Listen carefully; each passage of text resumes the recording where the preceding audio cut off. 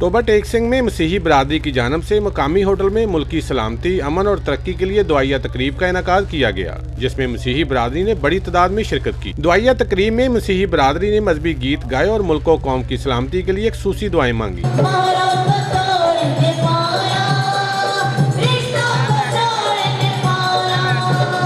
इस मौका पर मुकर्रिर ने खिताब करते हुए कहा कि बुज़दिल दहशतगर्द पाकिस्तानी कौम के हौसले पस्त नहीं कर सकते। मुकद्दस मकामात और मजहबी तकरीबात पर हमले करने वाले इंसान कहलाने के मुस्तहिक नहीं। उन्होंने कहा कि तमाम मज़हब अमन की तालीम देते हैं।